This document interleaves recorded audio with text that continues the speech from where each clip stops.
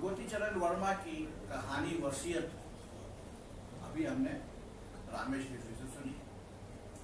इसके बाद मैं बुला रहा हूँ सीतमा बोस को, जो आपको सुनाएंगी आशा पूर्णा देवी की कहानी विचित्र।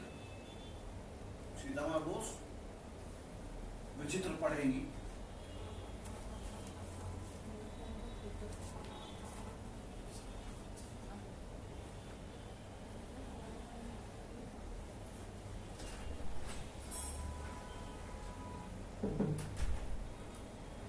कहानी पढ़ने से पहले आशा पूर्णा जी के बारे में थोड़ा सा बता दें। बंगाली की बंगाली साहित्य के महारथियों में से एक मानी जाती है आशा पूर्णा देवी। इनका जन्म 1909 में हुआ। 1995 में इनकी मृत्यु हुई। ज्ञानपीठ पुरस्कार से नवाजी गई थी। जिस किताब के लिए पुरस्कार दिया गया उसका नाम है प्रथम प्रतिश्रुति। फिर उसके बाद प्रथम प्रतिश्रुति के बाद सुवर्णलता और बकुल कथा नाम की उनकी 2 और आयु किताबों सीरीज में ट्रिलॉजी बन गई। तो ये उनकी सबसे महानतम कहानियां मानी जाती हैं, उनके 3 उपन्यास। शुरुआत में तो उन्होंने 1930 के दशक में जब उन्होंने लिखना शुरू किया, बच्चों के लिए लिखती थी कहानियां, कविताएं। 1934-35 के आसपास उनकी पहली कहानी जो वयस्कों के लिए थी, पत्नी और प्रेयसी, एक पत्रिका में छापी गई। और उसके बाद से जो वो लिखती गई उसको, जिसको हम डोमेस्टिक ड्रामा कहते हैं, घर के अंदर की कहानियां, वो उनका विषय रहा।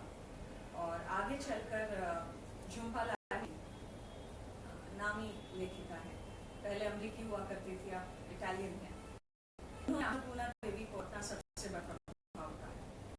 तो आज जो मैं कहानी पढ़ने जा रही हूँ बुजुर्गों के बारे में,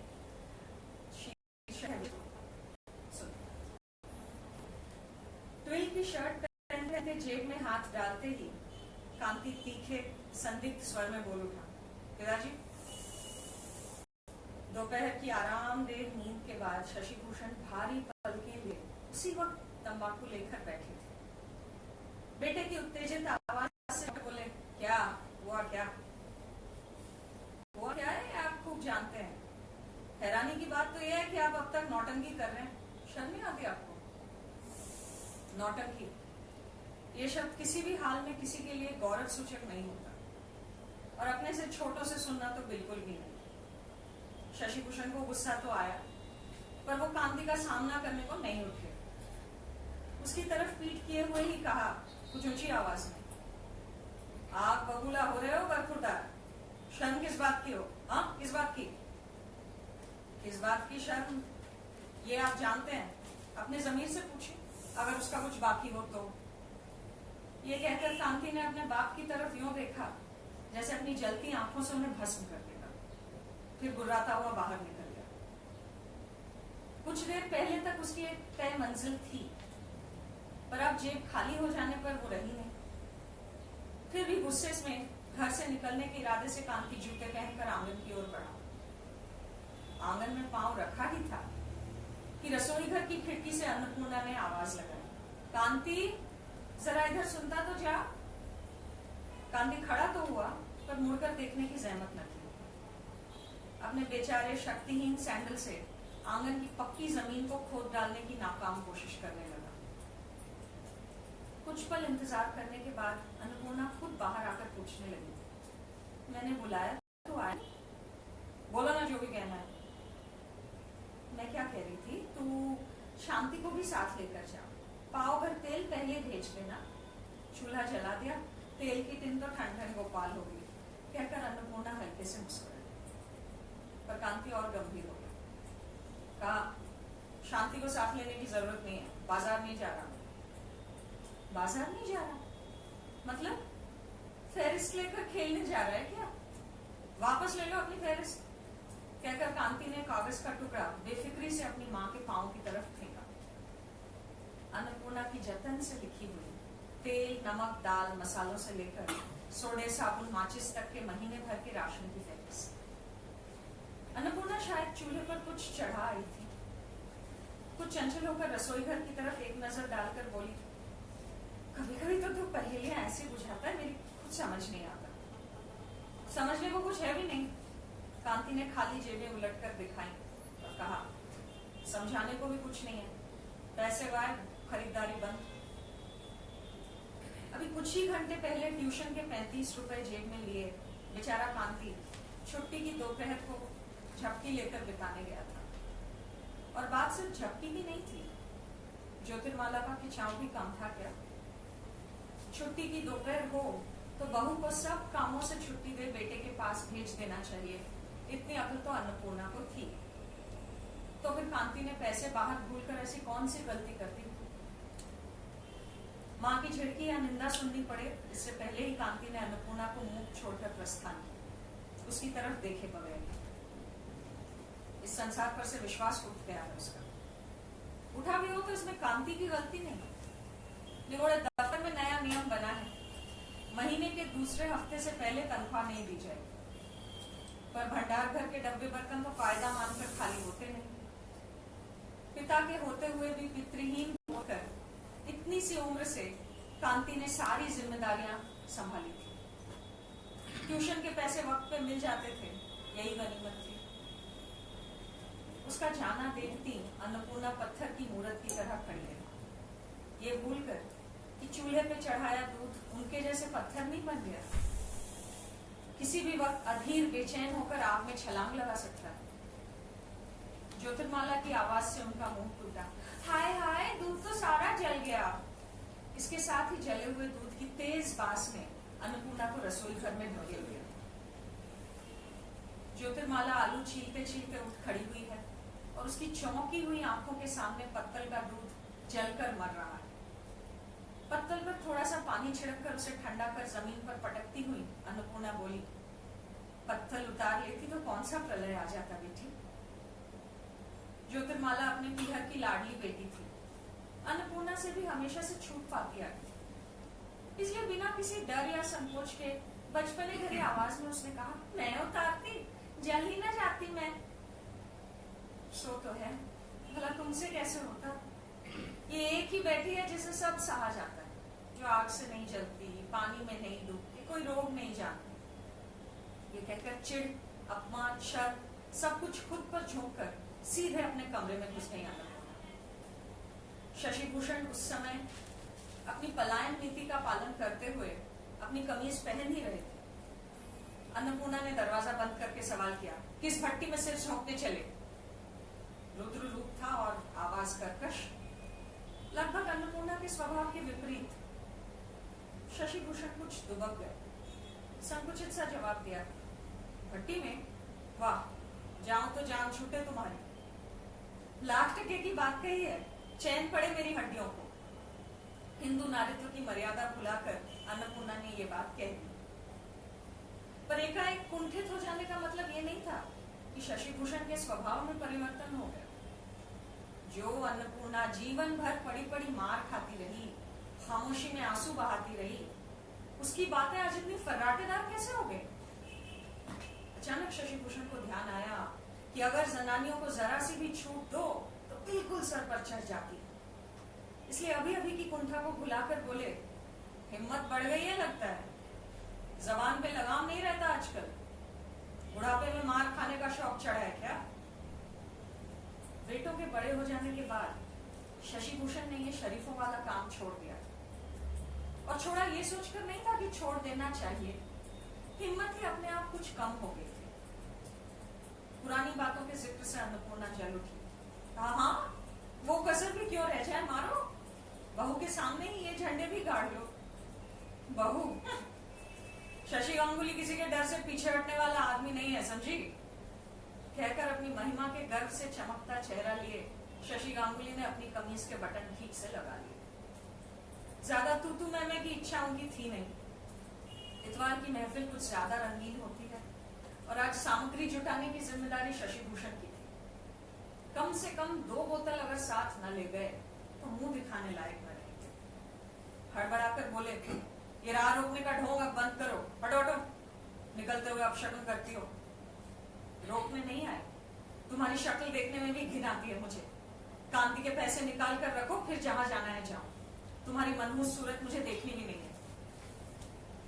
सुबह शाम इतनी औरतें अपना नोआ खो बैठती हैं। नोआ मतलब सुहाग की निशानी होती है। मैं अपना नोआ जाने किस मंत्र से बंधवाई, हैरानी होती है। शशि भूषण भी कुछ चकित हो गए। आखिर ये आदत उनकी नई तो है नहीं। अन्नपूर्णा के गहनों को हटा भी लो तो वो 4-5 रुपए तो इससे ही कमाते हैं ना। नौकरी जाने के बाद से परेशानियां भी तो बहुत होती थी। यारों के बीच इतना सा मुंह लेकर जाते थे, इतने दिनों बाद अगर आज पर बात हो नहीं थी। अन्नपूर्णा को ये रुद्र रूप धारण करना तो नहीं आता था। कुछ न कहते रहने का ही ये नतीजा था। इसलिए शशि भूषण ने आंखें दिखाकर कहा, देखो ज्यादा भड़काओ मत मुझे। जो शशि गांगुली है, गुस्से में आ जाए तो बाप का नाम बुलाकर छोड़ता है। वो भी क्या होना बाकी है? तुम्हारे गुस्से से मुझे अब कोई फर्क नहीं पड़ता। पैसे दोगे या नहीं ये बताओ, वरना यहीं मर जाऊंगी। बेशरम चमार कहीं की नीच। इतना कुछ सहने की स्नायु शक्ति शशि भूषण में नहीं थी। तो फिर मर ही जाओ कहकर प्रौढ़ा पत्नी को तकरीबन धकेल कर फेंकते हुए बूढ़े शशि भूषण पराक्रमी वीर की भंगिमा में बाहर निकले। वैसे 50 के बाद बूढ़ा कहते हैं, इसलिए बूढ़ा कहा। बुढ़ापा आने में शशि भूषण को अभी बहुत वक्त है। छोटे छोटे लड़कों को सीने से लगाकर चुपचाप आंसू बहाने के सुख से भी अब अन्नपूर्णा वंचित थी। जल्दी से उठ खड़ा होना पड़ा। ज्योतिर्माला के पैरों की आवाज भी सुनाई दे रही थी। वो अपनी सास की ही तलाश में आ रही थी। चूल्हा न चढ़े तो अन्नपूर्णा का फिर भी चल जाता था, लेकिन उसका नहीं। इतवार की शाम रसोई में पड़ी पड़ी बर्बाद करने का उसे कोई शौक न था। खासकर तब जब दोपहर के मौके का फायदा उठाकर उसने कांति से सिनेमा दिखाने का वादा करवा लिया था। जरूरत से थोड़ी ज्यादा छूट ज्योतिर्माला को मिलती थी, सास से ही मिलती थी। बेचारा दुखी कांति, उसकी बीवी। बच्चों में अन्नपूर्णा की जान बसती थी। हैवान पति के जुल्मों से बेहाल अन्नपूर्णा ने समाज में मान सम्मान बनाए रखकर कैसे इन बच्चों को बड़ा किया, ये भगवान ही जानते। कुछ कुछ तो कांति भी जानता है। सबसे बड़ा हमेशा से माँ के सुख दुख का भागीदार। बचपन से उसका सपना था कि कमाऊ बनेगा, माँ के दुखों का अंत करेगा। नौकरी मिलते ही शादी भी कर ली कि माँ की सहूलियत हो जाए। बड़ा अच्छा लड़का है काम। सुबह शाम 2 ट्यूशन पढ़ाकर भाई की पढ़ाई का खर्च और बहन की नैया पार लगाने के लिए पैसे जुटाने में लगा है। भाई बहन, माँ, बीवी, इन सब के बीच शशि भूषण यूं थे जैसे टूटा हुआ छन। जब से गुस्सा दिखाकर घर से निकला था, कांति को चैन नहीं मिलता था। फहरिस्त फेंककर उसने ठीक नहीं किया। ये तो यूं हो गया जैसे सारी गलती माँ की थी। शाम तो इधर उधर घूमकर बिता दी।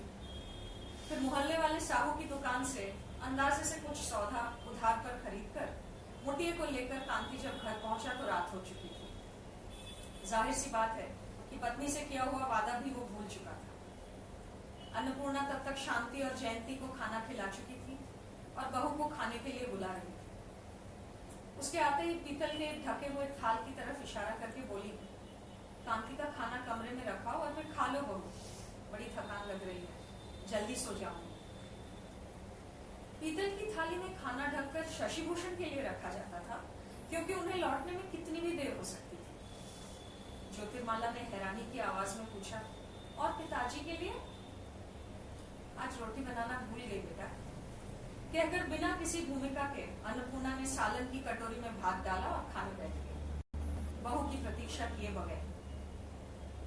ज्योतिर्माला कुछ देर बेवकूफों से देखती रही, फिर कुछ संकोच से कहा, चूल्हे में आग तो अभी है माँ, मैं बना दूं? इतना बोलो मत बेटा, अपना काम करो। जब भी घर आऊं खाना मिलेगा, ये मजे 12 महीने नहीं चल सकते। खाने के बाद बिस्तर पर बैठी ज्योतिर्माला ने बात छेड़ी। लगता है माँ ने आज से पिताजी का खाना बंद कर दिया। कांति ने सवाल नहीं किया, माथे पर शिकन लाकर उसकी तरफ देखा। कहने की इच्छा तो ज्योतिर्माला को थी 18 आने, सवालों का इंतजार करना उसकी फितरत में था भी नहीं। बोली, कहती है रोटी बनाना भूल गई। भला ऐसा हो सकता है क्या? जानबूझ के उन्हें सबक सिखा रही है। वैसे गुस्सा भी क्यों ना आए, घर के मालिक ठहरे, कहाँ उन्हें खुद कमाना चाहिए, उल्टे घर खर्च के पैसे लेकर फिजूल खर्च करते हैं। उस दिन ठाकुर जी की बालियां खो जाने पर तुम लोगों ने भूलों की माँ पर इल्जाम लगाया। मुझे तो लगता है बड़ों के बारे में ऐसा बोलना पाप है, पर माँ का दर्द तो समझो। एक तो ये सारी परेशानियां, ऊपर से 2400 घंटे गरजते रहते हैं। मैं होती तो अब तक फांसी चढ़कर जहर खा चुकी होती। घृणा का परिणाम समझाने के लिए ही शायद ज्योतिर्माला ने आत्मविनाश के दो रास्ते एक साथ चुन बताए थे।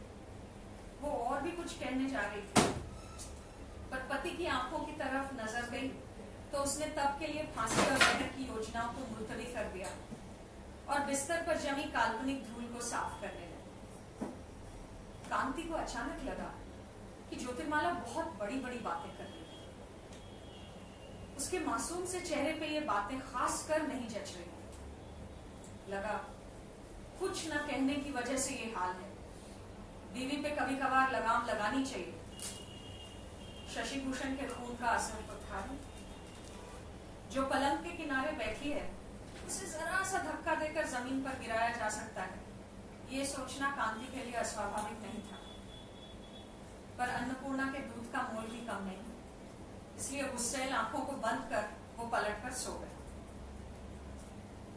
वो तो खैर पराये घर की लड़की की बात हुई। अपने घर की लड़की भी कौन सा उसका मान रखती थी। बल्कि जयंती तो इससे कुछ ज्यादा ही कहती थी। कहती, तुमसे कुछ कहना बेकार है दादा, कुछ ठीक करने की कोशिश तो होगी नहीं तुमसे। जब कोई उपाय न था तो और बात थी, अब जब है तो रोज रोज ये सब सहा नहीं जाता। उपाय न होने से उसका मतलब उस वक्त से था जब खाने के लिए उन्हें शशि भूषण के भरोसे रहना पड़ता था। अभी कांति की आमदनी बुरी नहीं है, गृहस्थी चल जाती है। मोटर गाड़ी की रफ्तार से न सही, रिक्शा गाड़ी की तेजी से चलती तो है। शशि भूषण के जमाने की तरह बीच बीच में बिल्कुल बंद नहीं पड़ जाती। जयंती की बात पर कुछ झुंझलाता हुआ कांति बोला, उपाय भी तो कोई दिखता नहीं है। क्यों नहीं दिखता? भेज दो ना गांव। किसे भेज दूं गांव? पिताजी को? नहीं तो क्या मुझे? अब उन्हें कलकत्ते में बैठे रहने की जरूरत ही क्या है? और क्या, पिताजी नहीं तो कौन जाएगा गांव, कौन रहेगा वहां? रहना ही पड़ेगा। जयंती ने अपनी बात पर जोर देते हुए कहा, नहीं जाना चाहते तो जबरदस्ती भेजना पड़ेगा, और कर भी क्या सकते हैं। यानी भगा देने को ही भेज देने का चोला पहना रही थी जयंती। जरा माँ का भी तो ख्याल करो दादा, जिंदगी भर तो दुख ही झेलती आई है। क्या उन्हें इस उम्र में थोड़ा चैन पाने का हक नहीं है? इतनी उम्र में भी पड़ी पड़ी मार खाए और हम खड़े खड़े देखते रहे। सुबह देखा तो उनकी रक्त पे इतना बड़ा जख्म था। हाथ से चोट की जगह और आकार का ब्यौरा दिया जयंती ने। कुछ देर ठहरी नजर से देखने के बाद कांति ने अचानक वचन की शैली में कहा, ठहरो, मैं आज ही इंतजाम करता हूँ उन्हें भेजने का। साफ साफ जाओ न कहकर कुछ घुमा फिरा कर बोलना पड़ेगा।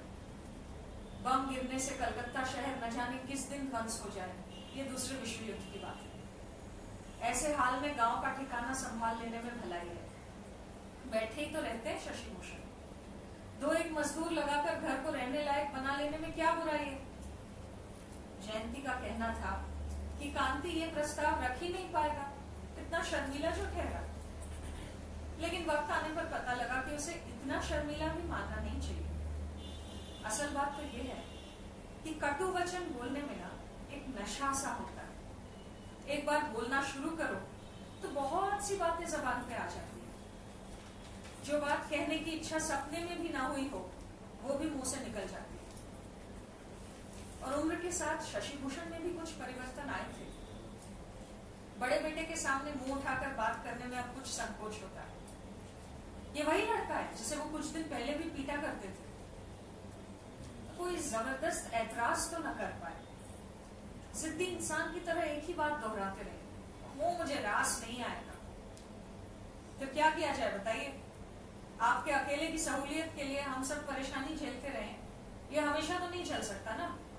और आपको तकलीफ क्या है? पड़ोस की हारानी किसी को कुछ दे दें तो आराम से 2 वक्त का खाना पका दिया करेगी। आपके खुराक का खर्च देना मेरी जिम्मेदारी और मैं दूंगा भी, पर आपके साथ रहना अब ना हो पाएगा। माँ को उनकी इस उम्र में चैन से रहने देना मैं अपना कर्तव्य समझता हूँ। पता नहीं डर था या अपमान बोध, पर शशिभूषण इसके बाद कुछ न बोले। चुप तो अन्नपूर्णा भी है, उनसे किसी ने कुछ नहीं पूछा। इस बारे में उनकी राय को लेकर उनके बच्चे इतने निस्संदिग्ध थे कि उनसे पूछने का अतिरिक्त कष्ट किसी ने नहीं उठाया।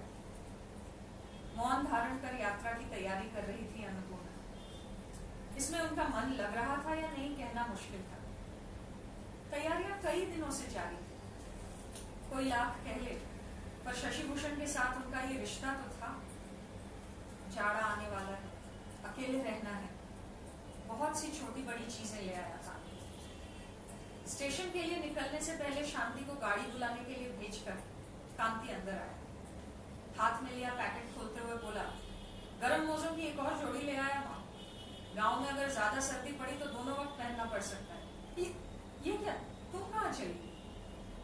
अन्नपूर्णा उस वक्त अपनी कसर की साड़ी ट्रंक में भरने के लिए मोड़ रही थी। उन्होंने कोई जवाब न दिया।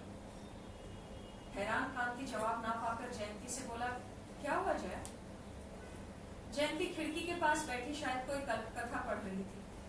किताब पर से नजरें हटाए बगैर ही बेफिक्री के लहजे में जवाब दिया, माँ भी सोमड़ा जा रही है।